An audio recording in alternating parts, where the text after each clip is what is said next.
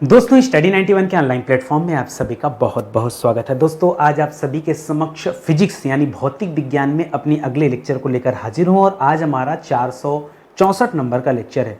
इस क्लास को हम लोगों ने 456 नंबर से पढ़ना आरंभ किया था। 456 नंबर से दोस्तों इस क्लास को पढ़ना आरंभ किया था और आज हम पहुंच चुके हैं अपने 464 नंबर की क्लास पर, यानी आज हमारा 9वीं नंबर की क्लास है। यह हमारी 9वीं क्लास है और आज एक नए चैप्टर पे हम चर्चा करने वाले हैं जिसका नाम है यांत्रिकी। ठीक है, यांत्रिकी चैप्टर पे हम चर्चा करेंगे और बहुत सारे तथ्यों पर बातचीत करेंगे। जैसे कि आप यहाँ पर देख पा रहे हैं, द्रव्यमान हो गया, भार हो गया, कार्य, शक्ति, वेग, विस्थापन, चाल, दूरी, ऊर्जा, गतिज ऊर्जा, ससंजक बल, आसंजक बल, ऊर्जा संरक्षण, त्वरण, इन सभी से संबंधित बहुत सारे सवालों को हल करेंगे। ठीक है, एक चीज और बता दूं, यदि आप आज की क्लास देख रहे हो तो पूरे 13,920 सवाल आपके तैयार हो जाएंगे। बहुत विधिवत दोस्तों हम लोग जीएस में एक एक विषय को स्टडी कर रहे हैं और आज हम 7वें विषय पर चर्चा कर रहे हैं। ठीक है, एक चीज और याद रखिएगा, यदि आपको ऐसा लग रहा हो कि नितिन सर बहुत अच्छा पढ़ाते हैं, मेहनत करते हैं, हमें अच्छे से सिखा पाते हैं, समझा पाते हैं, तो आप एक मौका दीजिए और हमारे पेड कोर्स को ज्वाइन कीजिए।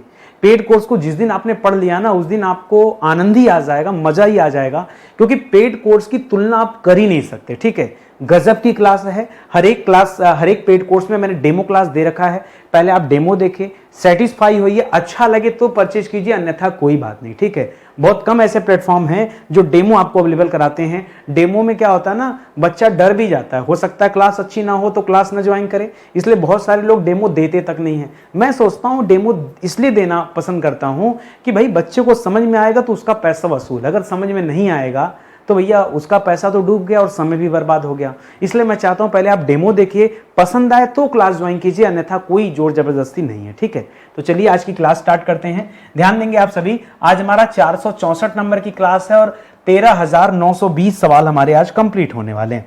पहला सवाल क्या लिख रहा दोस्तों, कह रहा है किसी पिंड पर पृथ्वी द्वारा लगाया गया आकर्षण बल, जो पृथ्वी द्वारा आकर्षण बल लगता है उसी को हम क्या कहते हैं, इसी बल को हम कहते हैं गुरुत्वीय बल या गुरुत्वाकर्षण बल। करा उस पिंड पर क्या कहलाता है दोस्तों, भार कहलाता है। एक बात आप याद रखिएगा, मैं आपको आसान बात, पहले मैं बड़ा कंफ्यूज रहता था कि भार और द्रव्यमान में क्या अंतर होता है। बहुत बहुत गजब की बात है।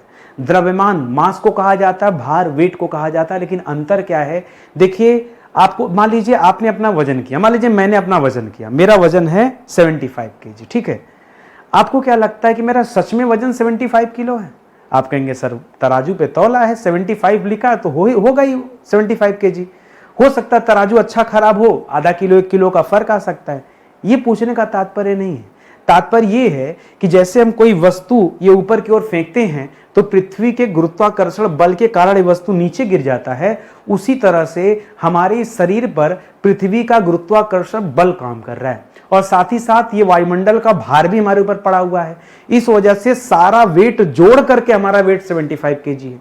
यदि मैं निर्वात में चला जाऊं तो संभवतः मेरा वेट जो है 75 kg बिल्कुल नहीं होगा, या मैं किसी अन्य ग्रह या उपग्रह पे चला जाऊं दोस्तों जहां गुरुत्वाकर्षण बल अलग अलग होता है, उसका मान अलग होता है, वहां हमारा वेट चेंज हो जाएगा। हाँ, यही तो बात है। तो आप यहां समझिएगा, यहां कहा है कि किसी पिंड पर, मान लीजिए मैं ही वो पिंड हूं, कर किसी पिंड पर पृथ्वी द्वारा लगाया गया आकर्षण बल, उस पिंड का क्या कहलाता है, उस पिंड का भार कहलाता है। क्या कहलाता है, भार। भार को ही हम क्या कहते हैं दोस्तों, भार को ही हम वेट कहते हैं। ठीक है, भार को हम क्या कहते हैं, वेट। अच्छा, भार सदिश राशि है या आदिश राशि है? ठीक है, ये छोड़िए, ये बताइए भार का मात्रक क्या होता है, जो सवाल परीक्षा में आ सकता है उस पर चर्चा करते हैं। ठीक है, भार का मात्रक क्या होता है दोस्तों, भार का मात्रक न्यूटन होता है। यदि मैं न्यूटन बताऊंगा तो आप कंफ्यूज जाएंगे, सर सच में भार का मात्रक न्यूटन होता है? बिल्कुल सही, भार का मात्रक न्यूटन होता है, इसे आप याद रखिए। ठीक है, और इस सवाल का जवाब आप दीजिए कि भार सदिश राशि या अदिश राशि, पहले सोचिए समझिए और तब बताइए, दिमाग पे जोर डालिए। करा दूरी और विस्थापन की इकाई क्या होती है? इन दोनों की इकाई दोस्तों क्या हो सकती है, देखिए दूरी यानी डिस्टेंस और विस्थापन यानी डिस्प्लेसमेंट, अंतर है दोनों में। ठीक है, दूरी को हम क्या बोलते हैं, दूरी को हम कहते हैं डिस्टेंस। क्या कहते हैं, डिस्टेंस। और विस्थापन को हम क्या कहते हैं, डिस्प्लेसमेंट। क्या कहते हैं, डिस्प्लेसमेंट। अंतर क्या है सर दोनों में, मैं आपको बताऊं। मान लीजिए कोई व्यक्ति यहां पे है, ठीक है, पॉइंट ए पर कोई व्यक्ति दोस्तों खड़ा है, ठीक है, और ये पॉइंट ए से 5 किलोमीटर दूर स्थित एक जगह है बी, ठीक है। ये व्यक्ति दोस्तों यहां से यहां चलकर आया तो उसके द्वारा दोस्तों ये जितनी दूरी तय की गई ये दूरी है, क्या समझे, दूरी। लेकिन यदि यही व्यक्ति दोस्तों मान लीजिए कोई पॉइंट सी है, ठीक है, कोई पॉइंट सी है और कोई पॉइंट डी है, ठीक है, इनके भी बीच की दूरी यही 5 किलोमीटर है, ठीक है। और वह व्यक्ति क्या कर रहा है दोस्तों, इस बार थोड़ा सा चेंज कर रहा है, ठीक है, इस बार 5 किलोमीटर गया और 5 किलोमीटर वापस भी आ गया, ठीक है। अब आपसे मैं पूछूंगा दोस्तों, यहां दूरी पूछूंगा तो 5 किलोमीटर, यहां आ जाएगा विस्थापन, ठीक है। यदि मैं इसका विस्थापन पूछूंगा कितना विस्थापन हुआ तो बताएंगे 0 किलोमीटर, ठीक है। विस्थापन कितना, 0 किलोमीटर। क्यों, वो व्यक्ति उसी स्थान से जाकर उसी स्थान पे चला आया तो विस्थापन 0 हो गया, दूरी 10 किलोमीटर हो गई। दूरी अरे 5 गया 5 आया 10 किलोमीटर ना, तो याद रखेगा विस्थापन 0 है। विस्थापन कितना है, विस्थापन 0 है, जबकि दूरी कितना है दोस्तों, दूरी चल लिया उसने 10 किलोमीटर, ठीक है। यही मैं आपको समझाना चाहता हूं, यही थोड़ा सा अंतर है विस्थापन और दूरी में, बड़ा माइन्यूट सा अंतर है दोस्तों, समझना पड़ेगा। आपसे पूछ रहा है इसका इकाई क्या होता है, किसमें मापते हैं, जिसमें इच्छा माप दीजिए। इसको किलोमीटर में माप दीजिए, इसको मीटर में माप दीजिए, क्या समझे, इसको सेंटीमीटर में माप दीजिए, ठीक है। अरे यही इकाई रहेगा ना, इकाई बदल थोड़े जाएगा, ठीक है। चाहे किलोमीटर, मीटर, सेंटीमीटर किसी में भी माप सकते हैं। हाँ, एक चीज याद रखेंगे, दूरी जो है यह अदिश राशि है। दूरी क्या दोस्तों, दूरी जो है यह अदिश राशि है, क्योंकि इसमें दिशा की जरूरत नहीं, केवल परिमाण की आवश्यकता होती है। जबकि विस्थापन क्या है दोस्तों, यह सदिश राशि है, इसमें दिशा की आवश्यकता है, उसके बिना आप कुछ नहीं कर सकते, परिमाण के साथ साथ दिशा की भी जरूरत है। इस तरह से यदि आप पढ़ेंगे तब जाके आपका कॉन्सेप्ट क्लियर होगा और आप समझ पाएंगे कि नहीं क्या चीज पूछा जा रहा है और क्या जवाब देना है। फिजिक्स विषय थोड़ा कठिन तो रहेगा ही रहेगा, ठीक है। चलिए आगे बढ़ते हैं, अगला सवाल करा, प्रति इकाई समय में चली गई दूरी। प्रति इकाई समय में चली गई दूरी को दोस्तों क्या कहा जाता है, दूरी मतलब वही डिस्टेंस। करा प्रति इकाई समय में जितना डिस्टेंस आपने तय किया है उसे क्या कहते हैं, उसे कहा जाता है स्पीड। स्पीड यानी चाल, क्या कहते हैं दोस्तों, चाल। स्पीड का मतलब क्या हो गया, उसे चाल कहा जाता है। और चाल क्या होता है, चाल भी अदिश राशि होता है। चाल भी क्या दोस्तों, चाल भी अदिश राशि का उदाहरण है, इसके लिए भी दिशा की जरूरत नहीं है, ठीक है। चाल क्या दोस्तों, चाल भी एक अदिश राशि है, इसके लिए दिशा की जरूरत नहीं, सिर्फ परिमाण की जरूरत है। समझ रहे हैं ना, आराम आराम से देखिए, समझिए, सब हल होगा, केवल आराम से समझना सुनना है। करा प्रति इकाई समय में उत्पन्न विस्थापन क्या कहलाता है। देखिए प्रति इकाई समय में उत्पन्न विस्थापन, इसके पहले पूछा था प्रति इकाई समय में चली गई दूरी, तो चली गई दूरी को चाल कहते हैं। अब प्रति इकाई समय में उत्पन्न जो विस्थापन है उसे क्या कहते हैं, उसे वेलोसिटी कहते हैं, वेग कहते हैं। क्या कहते हैं, इसे वेग यानी वेलोसिटी कहा जाता है। क्या कहा जाता है, वेग या वेलोसिटी। याद रखेगा, प्रति इकाई समय में जो विस्थापन होता है उसे वेलोसिटी कहते हैं। देखिए आप समझिए, विस्थापन क्योंकि क्या था दोस्तों, विस्थापन सदिश राशि था, विस्थापन सदिश राशि था, इसी वजह से वेग भी सदिश राशि है। और यहां पीछे देखिए, क्योंकि दूरी अदिश राशि थी, इस वजह से दोस्तों चाल भी अदिश राशि है। बात को समझिए, एकदम मैच करता हुआ है, अलग से नहीं पढ़ना है। आपने शुरू में पढ़ा दूरी क्या है, देखिए दूरी अदिश राशि है तो इस चाल भी अदिश राशि है, विस्थापन सदिश राशि है तो वेलोसिटी यानी वेग भी सदिश राशि होगी। मैंने कुछ ज्यादा कठिन बता दिया क्या, आराम आराम से पढ़ा रहा हूं ना। तो इसी तरीके से दोस्तों चीजों को समझिए, परीक्षा में यहां तक जाके सवाल पूछ सकता है। एक सवाल थोड़ा और कठिन देता हूं, वेग में परिवर्तन की दर को क्या कहते हैं। वेग में यानी वेलोसिटी में जो चेंजेस होता है उसे क्या कहते हैं, वेग में परिवर्तन की दर को त्वरण कहा जाता है। क्या कहा जाता है, त्वरण। इंग्लिश में इसी को एसेलरेशन कहा जाता है। क्या कहा जाता है, एसेलेरेशन, ठीक है, एसेलरेशन कहा जाता है, इसी को त्वरण नाम दिया जाता है। क्या, इसी को त्वरण नाम दिया जाता है, इसको आप याद रखेंगे। और कभी कभी त्वरण का एक फार्मूला आपसे पूछता है, ठीक है, त्वरण बराबर क्या होता है, त्वरण बराबर, ठीक है, तो याद रखिएगा, त्वरण बराबर अंतिम वेग माइनस प्रारंभिक वेग, ध्यान दीजिएगा, अंतिम वेग माइनस प्रारंभिक वेग बटा के समयांतराल, जितना डिफरेंस हो रहा है, ठीक है, समयांतराल, ठीक है। यही फार्मूला होता है कि इसका त्वरण ज्ञात करने का, किस चीज का त्वरण ज्ञात करना है तो अंतिम वेग में से प्रारंभिक वेग घटा दीजिए और समयांतराल से भाग दे दीजिए, तो आपको त्वरण का पता चल जाएगा, ठीक है। फिजिक्स के सवाल हैं, डरना नहीं है, अपनी क्लास में डरना मना है। आराम से चीजों को समझिए, सीखिए, सब याद होगा। त्वरण का यसाई मात्रक क्या होता है, ठीक है, त्वरण का एसआई मात्रक क्या होता है दोस्तों? तो याद रखेगा एसआई मात्रक त्वरण का होता है मीटर प्रति सेकंड स्क्वायर। क्या होता है? मीटर प्रति सेकंड स्क्वायर। ठीक है, मीटर प्रति सेकंड स्क्वायर ये त्वरण का क्या होता है? एसआई मात्रक होता है। इसको आप याद रखेंगे, भी अच्छा सवाल है। आगे आइए दोस्तों अगले सवाल पर। कर वस्तु द्वारा कार्य करने की क्षमता को क्या कहा जाता है? किसी वस्तु द्वारा कार्य करने की जो क्षमता होती है, उस जैसे आप ही हैं, अब मान लीजिए आप स्वयं वस्तु हैं, आपके द्वारा जो कार्य करने की क्षमता है उसे क्या कहते हैं? जो कार्य करने की क्षमता है उसी को ऊर्जा कहा जाता है। क्या कहा जाता है? ऊर्जा यानी एनर्जी कहा जाता है। क्या कहा जाता है? ऊर्जा या एनर्जी कहा जाता है। मान लीजिए सवाल परीक्षा में आ जाए कि बताइए कार्य कैसी राशि है? कार्य सदिश राशि है या कार्य अदिश राशि है? आप मुझे केवल इतना बताइए, कार्य में परिमाण की जरूरत तो पड़ेगी, लेकिन दिशा की जरूरत पड़ेगी या नहीं पड़ेगी, ये बता दीजिए। भाई कार्य करने के लिए दिशा की क्या आवश्यकता है? दिशा की कोई आवश्यकता नहीं है, केवल परिमाण की जरूरत है। ध्यान दीजिएगा, यहां दिशा की आवश्यकता नहीं पड़ती, केवल परिमाण की जरूरत पड़ती है, परिमाण की जरूरत पड़ती है। इसीलिए दोस्तों उत्तर क्या हो जाएगा? जो कार्य है यह अदिश राशि का उदाहरण है। किसका उदाहरण दोस्तों? कार्य किसका उदाहरण है? यह अदिश राशि का उदाहरण है, इसे आप याद रखेंगे। ठीक है, और कार्य एक चीज और पूछता सवाल कि बताइए, हाँ एक तो अदिश राशि का उदाहरण, एक सवाल पूछता दोस्तों कि कार्य जो है ये किन राशियों का गुणनफल है? एक सवाल मैं आपसे पूछ रहा हूं अलग से, कार्य किन राशियों का गुणनफल है? परीक्षा में सवाल आता है, किन राशियों का गुणनफल है? गुणनफल है, ठीक है, गुणनफल है। तो आप इसका फार्मूला भी जानते हैं क्या? F इंटू डी क्या होता है दोस्तों? फोर्स। बताइए, F इंटू डी का नाम सुना है ना? और जो F इंटू डी है दोस्तों, ये दोनों सदिश राशि है।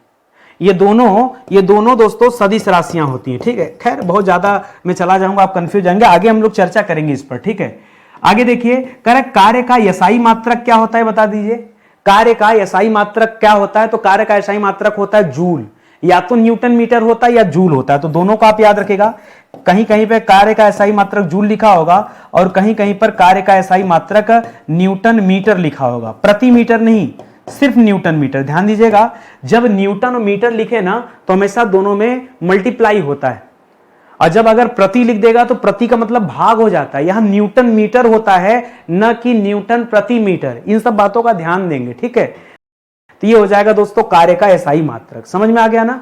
छोटा छोटा सवाल आपको ऑप्शन में ऐसे ही मिलेगा। कार्य एक अदिश राशि है, ये हम लोग पीछे पढ़े हुए थे, इसमें कोई दिशा की जरूरत नहीं होती, सिर्फ परिमाण की जरूरत होती है। इसका क्या तात्पर्य है?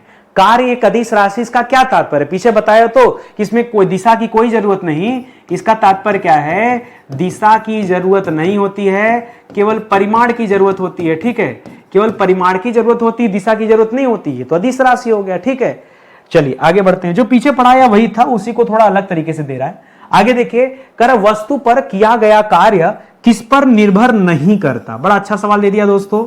वस्तु पर किया गया कार्य किस पर निर्भर नहीं करता है? किस पर निर्भर नहीं करता दोस्तों? तो याद रखेगा, यह वस्तु के द्रव्यमान पर निर्भर नहीं करता।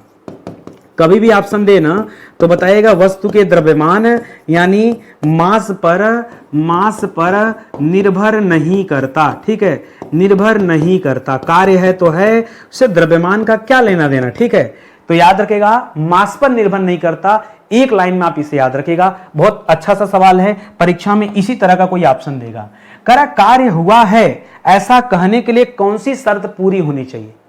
मैंने आपसे कहा क्या कार्य हुआ, तो आपके पास दो ऑप्शन है, कार्य हुआ हो सकता है या कार्य नहीं हुआ हो सकता है। मैं मान लीजिए एक हमारे पास कोई पत्थर का बड़ा सा पिंड हो और उसे हमने धक्का दिया।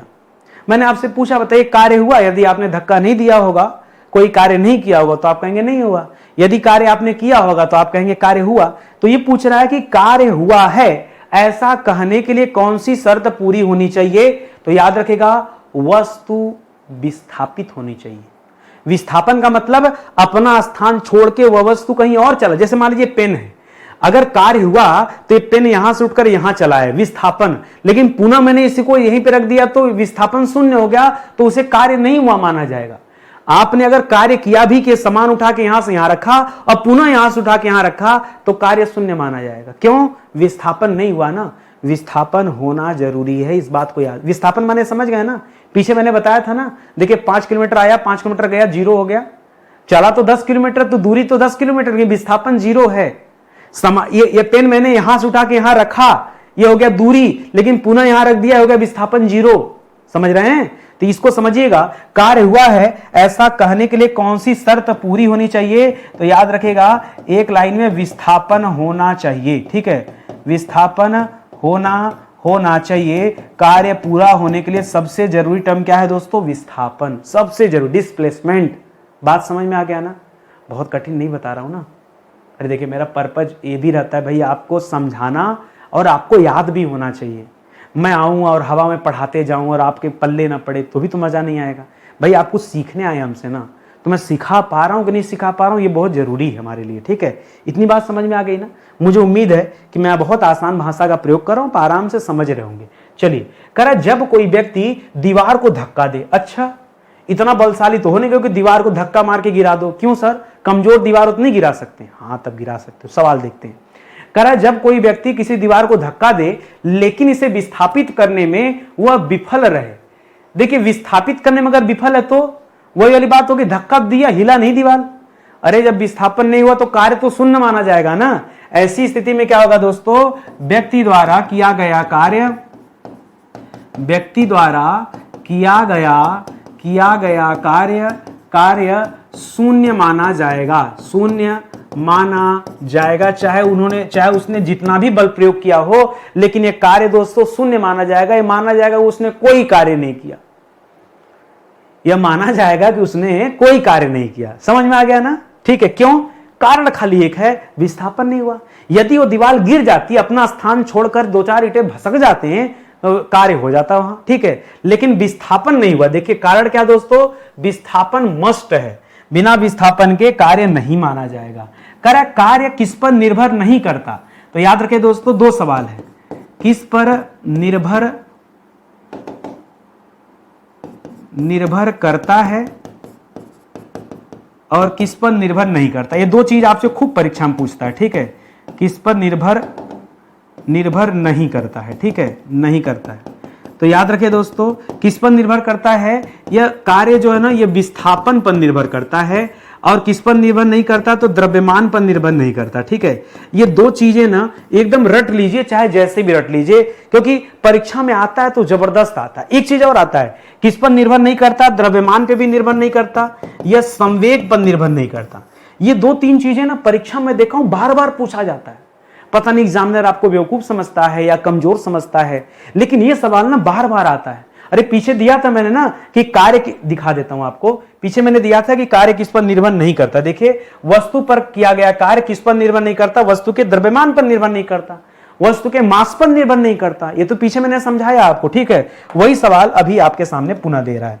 आगे बढ़िए। करा गति करती हुई एक कार विपरीत दिशा से आती हुई हवा का सामना करती है, तो कार पर हवा द्वारा किया गया कार्य का मान क्या होगा दोस्तों?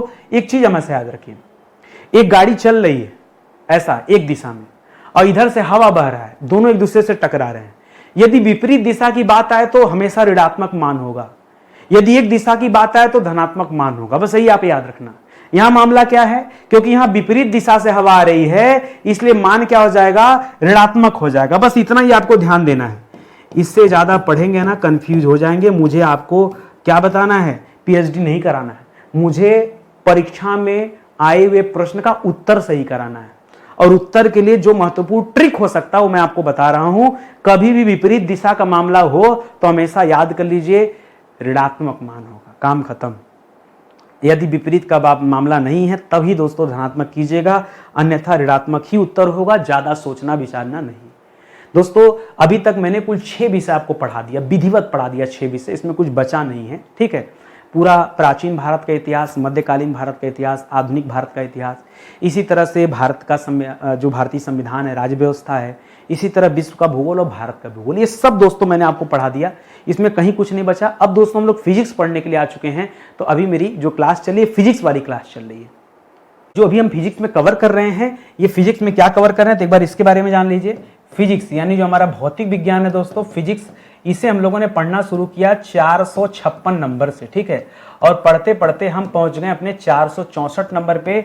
आज हमारा 9वें नंबर का लेक्चर है। तो मैं आपसे यही कहना चाहूंगा कि सीक्वेंस में पूरी क्लास देखिए, कुछ छोड़िए नहीं, ठीक है।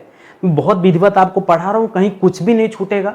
जीएस के सवाल अब हम 14,000 पे पहुंचने वाले हैं, ये अपने आप में बड़ी बात है, ठीक है। चलिए आगे देखते हैं। कह बल और विस्थापन के मध्य किस कोण पर कार्य का मान ऋणात्मक होता है? क्या पूछा? बल और विस्थापन के बीच में किस कोण पर मान जो होता है ऋणात्मक होता है? तो याद रखेगा 180 डिग्री पर, ठीक है। 180 डिग्री जानते हैं, समझिए बात को। जैसे ये बेस पॉइंट है और ये दोस्तों माना जाता है 90 डिग्री, ठीक है, ये माना जाता है 90 डिग्री। लेकिन जब यही लाइन सीधी हो जाती है तो ये माना जाता है दोस्तों 180 डिग्री, ठीक है। तो 180 डिग्री पे जो मान होता है बल और विस्थापन के मध्य, अगर 180 डिग्री का कोण है तो कार्य का मान हमेशा क्या होता है? ऋणात्मक होता है, ठीक है। या मैं कह दूं दोस्तों, जब विस्थापन बल की विपरीत दिशा में हो, भाई एक तरफ बल और इसके अपोजिट दिशा में विस्थापन, समझिए, ठीक है। तो मैंने पीछे आपको पढ़ाया था विपरीत वाला मामला, याद रखेगा। अरे भाई अगर इसको आप बल मान रहे हैं तो इसका विपरीत क्या होगा? भाई ये बल है, मान लीजिए ये बल है, तो इसका विपरीत क्या है? इधर हो गया, हाँ, यही तो इसका विपरीत है। खड़ा कर देंगे तो 90 डिग्री हो जाएगा ना। तो बात को समझिएगा, तभी दोस्तों ऋणात्मक कीजिएगा। तो 180 डिग्री ना आपको परेशान करने के लिए दे रहा है केवल। यहां 180 डिग्री बनेगा तब जब मामला क्या होगा? विपरीत का मामला होगा, तभी 180 डिग्री आएगा, नहीं तो 180 डिग्री तो आएगा ही नहीं। तो ज्यादा सोचना नहीं है। कर वृत्ताकार पथ में घूम रही वस्तु द्वारा किए गए कार्य का मान कितना होता है? कोई चीज अगर वृत्ताकार पथ पे घूम रही है, ऐसे गोल गोल। अच्छा एक बात बताओ, मान लो यहां एक पॉइंट मैंने बना दिया, यहां से कोई वस्तु चली, फिर घूमते घूमते घूमते दोस्तों यहीं पे आ गई, पुनः आ गई यहीं पे। तो मैंने आपसे क्या कहा था? यदि विस्थापन नहीं होगा, यदि विस्थापन नहीं होगा, यदि विस्थापन नहीं होगा तो कार्य का मान शून्य होगा। क्या समझ रहे हैं? कार्य का मान क्या हो जाएगा? शून्य होगा, ठीक है। कार्य का मान शून्य होगा, बस इसको याद रखेगा। तो यहां भी उत्तर क्या हो जाएगा? यहां तो शून्य वाली बात हो गया ना, ठीक है। क्यों? क्योंकि वृत्ताकार पथ पे विस्थापन कहां होगा? वो तो उसी पथ पे बार बार चलता रहेगा ना। वृत्ताकार पथ पे बार बार घूमता रहेगा तो विस्थापन तो हुआ नहीं, और जब विस्थापन हुआ नहीं तो याद रखें मान हमेशा शून्य माना जाएगा। है कुछ नहीं, फिजिक्स में केवल लगता भर है कि बहुत कठिन सवाल है, ऐसा है नहीं, बहुत आसान है, लेकिन लगता खाली कठिन है, ठीक है। यदि आपने एक बार ढंग से पढ़ लिया, समझ लिया, तो तनिक भी कुछ कठिन नहीं लगेगा, सब आसान लगने लगेगा। करा एक गधा है, चलिए बहुत बढ़िया बात। एक गधा अपनी पीठ पर वजन लेकर चल रहा है, बताइए कार्य का मान क्या होगा? ठीक, एक गधा अपनी पीठ पर वजन, जहां जहां गधा जा रहा वहां वहां गधे की पीठ जा रही है, समझिए बात को। ये गधा अपनी पीठ पे सामान रखा है और लेके चल रहा है। अब मैं नहीं गधा हूं, सुनिए बात को। अब लेके चल रहा है, विस्थापन कहां हो रहा है? अरे गधा दूर होना चाहिए, सामान अलग। दीवार को धक्का मारा तो आप यहां रहिए, दीवार छटक जानी चाहिए। अगर दीवार छटकी नहीं तो कार्य शून्य है। तो जो गधा अपने पीठ पे सामान लेके जा रहा है तो गधे की पीठ से जुड़ा हुआ है ना, तो विस्थापन हुआ नहीं, समझिए बात को, ठीक है, ठीक है। यहां भी विस्थापन नहीं हुआ,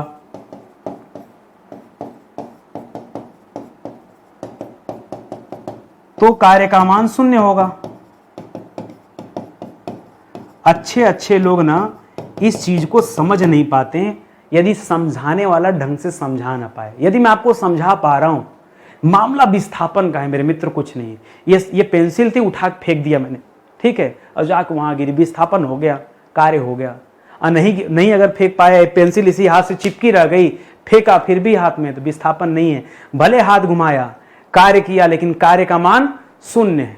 क्या है? हाथ में है ना, कार्य का मान शून्य है। यही भी यही है, ठीक है, क्योंकि उस वजनी सामान को गधे की पीठ पे बांध दिया गया तो उसका विस्थापन हुआ नहीं, ठीक है। आगे देखिए, कार्य का मान किस पर निर्भर करता है? अभी पीछे समझाया किस पर निर्भर नहीं करता है, ये पूछ देता तो मान लीजिए पूछता कि किस पर निर्भर नहीं करता, तो हम क्या बताते? दो चीज मैंने आपको समझाया था। एक तो द्रव्यमान पर निर्भर नहीं करता, समझाया था ना, और दूसरा संवेग पर निर्भर नहीं करता। द्रव्यमान पर और संवेग पर निर्भर नहीं करता, लेकिन कार्य का मान किस पर निर्भर करता है ये पूछा है। तो याद रखेगा दोस्तों, पीछे मैंने कुछ आपको समझाया था कि कार्य का मान किस पे निर्भर करता है। तो याद रखेगा, कार्य के मान बहुत ध्यान से पढ़ेंगे, 2-3 चीजों पर निर्भर करता है। आइए मैं सबका उल्लेख कर देता हूं। 1 नंबर याद रखेंगे, प्रयुक्त बल पर निर्भर करता है। जो बल प्रयोग किया गया है कार्य का मान उस पर भी निर्भर करता है जो बल प्रयोग किया जा रहा है।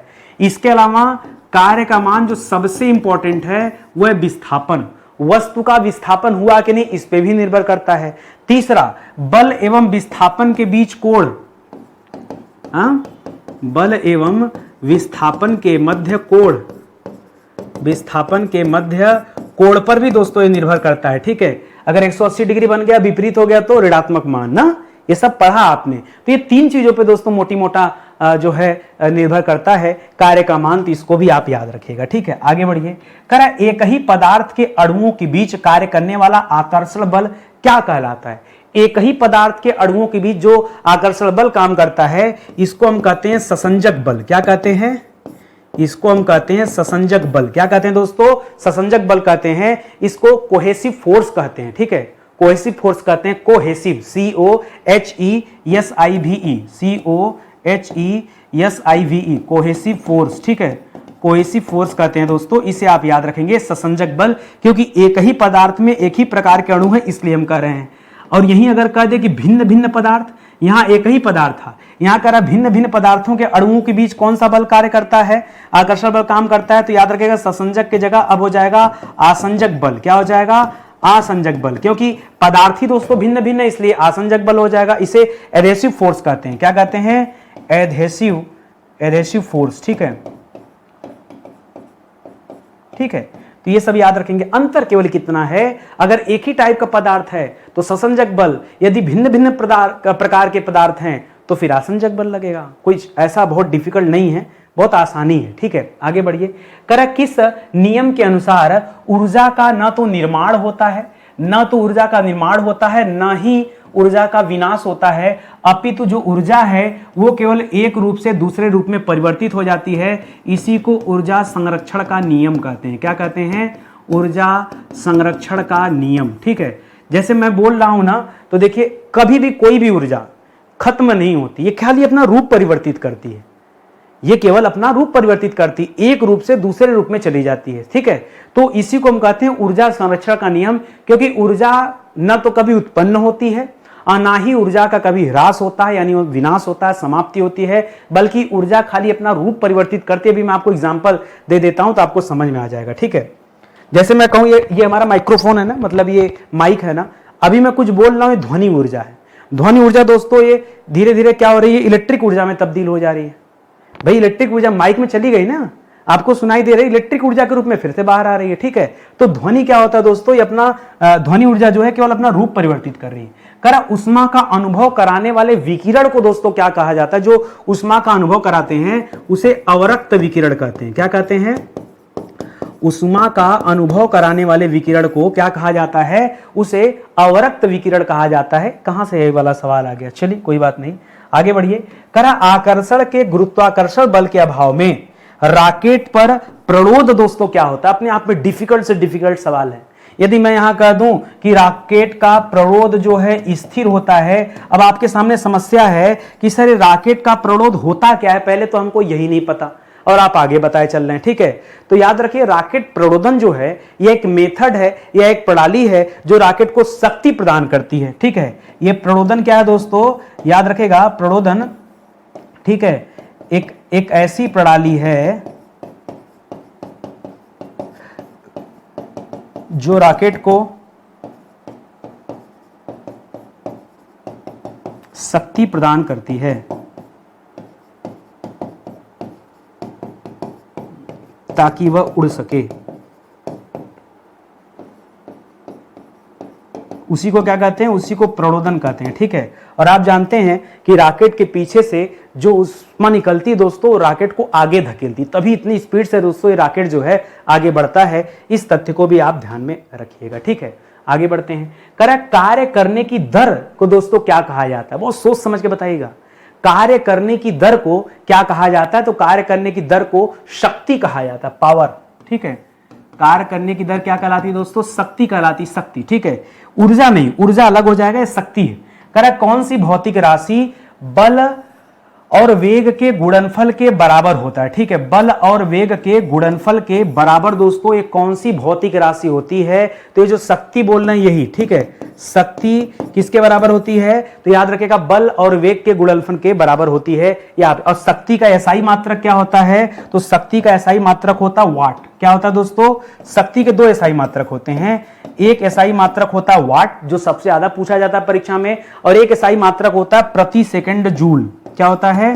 प्रति सेकंड जूल। लेकिन इसको लिखा अलग ढंग से जा जाता है, इसको ऐसे लिखा जाता है जूल प्रति सेकंड। ठीक है, अब बोला जाता है प्रति सेकंड जूल, एक ही बात है। जूल प्रति सेकंड कहिए, जूल प्रति सेकंड कहिए, प्रति सेकंड जूल कहिए, कोई दिक्कत नहीं है। इसको आप ध्यान में रखेंगे, इसको इस तरह से रिप्रेजेंट करते हैं। करक किसी वस्तु में कार्य करने की क्षमता दोस्तों क्या कहलाती है? किसी वस्तु में कार्य करने की जो क्षमता है, क्या इसे भी शक्ति कहते हैं? नहीं, अब ये शक्ति नहीं, अब ये ऊर्जा होती है। ठीक है, जहां क्षमता की बात आएगी, जहां क्षमता यानी कैपेसिटी की बात आएगी, कैपेसिटी, ठीक है, वहां हमेशा मामला एनर्जी से संबंधित होगा। ठीक है, वहां मामला किससे संबंधित होगा? एनर्जी संबंधित होगा, ये आप याद रखेंगे। ठीक है, और ऊर्जा का एसआई मात्रक क्या होता है दोस्तों? ऊर्जा का एसआई मात्रक क्या होता है? तो ऊर्जा जा से जूल। ठीक है, अंतिम में ज है, ज से जूल याद रखिएगा। कई बार बच्चा भूल जाता है। ठीक है, भूल जाता है तो गलती करता है, यहां पे आपको गलती नहीं करनी है, चीजों को समझते हुए चलना है। ठीक है, करा गतिज ऊर्जा। गतिज ऊर्जा को इंग्लिश में काइनेटिक एनर्जी कहा जाता है। क्या कहा जाता है? काइनेटिक एनर्जी कहा जाता है। ठीक है, यानी गतिज ऊर्जा। करा गतिज ऊर्जा किसके बराबर होती है? ठीक है, तो पढ़ा जाता है, इसको ऐसे लिखा जाता है काइनेटिक एनर्जी बराबर 1/2 mv²। ठीक है, 1/2 mv²। यहां पे जो m है दोस्तों ये मास को रिप्रेजेंट कर रहा है। m बराबर क्या है दोस्तों? मास को रिप्रेजेंट कर रहा है, मास को, मास यानी द्रव्यमान को रिप्रेजेंट कर रहा है। और v जो दे रहा है दोस्तों, v माने वेग करें, वेलोसिटी करें, ये वस्तु का वेग है, वेलोसिटी। ठीक है, क्या है दोस्तों? ये वेग को रिप्रेजेंट कर रहा है, और स्क्वायर भी इसके साथ है, 1/2 mv² दोस्तों। ये फार्मूला होता है काइनेटिक एनर्जी का। आगे दोस्तों आपको समझाया जाएगा। ऊर्जा भी कई तरह की होती है, जिसमें स्थितिज ऊर्जा हो गया, गतिज ऊर्जा हो गया, इन सभी के बारे में आप पढ़ेंगे। ठीक है, तो चलिए आज का सेशन यही समाप्त होता है। आप एक मौका दीजिए दोस्तों, हमारे पेड कोर्स को ज्वाइन कीजिए, बहुत अच्छी आपकी तैयारी होगी, मैं आपको भरोसा दिलाता हूँ। जो इंसान फ्री में इतना अच्छा कंटेंट दे सकता है, इतना मेहनत कर सकता है, अपने पेड कोर्स में बहुत मेहनत करते हैं, विश्वास और भरोसे के पर ही ये चैनल चल रहा है। आप एक मौका दीजिए ना, दोबारा आप ही अपने आप जुड़ने आएंगे, मुझे कहने की जरूरत नहीं पड़ेगी। ठीक है, तो आज का सेशन ही समाप्त होता है। कहीं कुछ अगर आपको डाउट हो, कुछ पूछना हो, समझना है, तो हमारा हेल्पलाइन नंबर है, आप इस पर कॉल कर सकते हैं, व्हाट्सअप कर सकते हैं, ताकि आपको हर जरूरी इन्फॉर्मेशन दी जा सके। ठीक है, बहुत बहुत धन्यवाद आपका, मिलते हैं अगले लेक्चर में। तब तक के लिए जय हिंद, जय Bharat. Thank you so much.